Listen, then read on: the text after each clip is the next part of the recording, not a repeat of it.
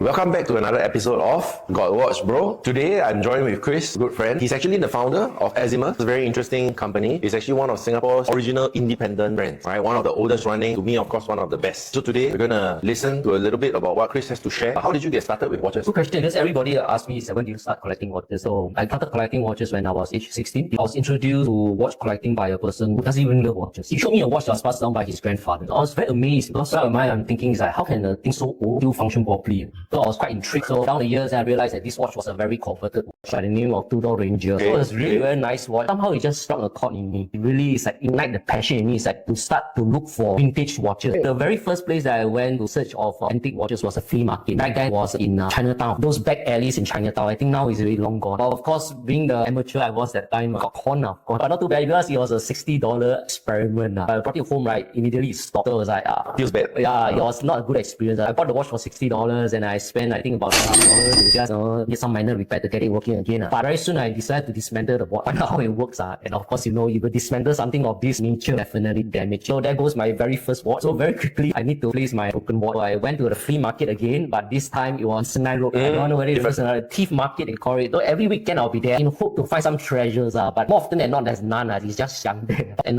a guy from behind approached me. Yeah. Hey boy, you like watches? I was like, I was quite young then.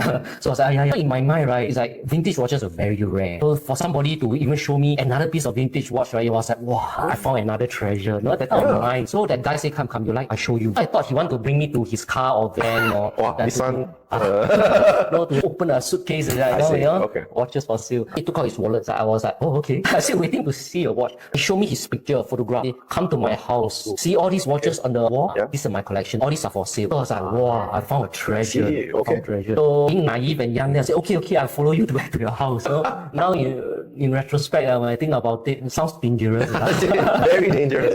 So I followed him to his house, but thank God everything was fine, legit. Course, yeah. No, and behold, when he opened up his bedroom, it was real, the wall was filled with watches. So it was like a big cabinet just with all the hooks. Then he told me that he was an offshore marine welder. So he got a lot of encounter with the sailors, people from all over the world, and they buy and sell watches. I remember there was many interesting watches, a lot of 1920s Omega with porcelain dials and all that. So I was very intrigued. I should have bought the Omega. The only reason why I didn't buy it because I want to have the crown, the Omega logo, which didn't have that logo.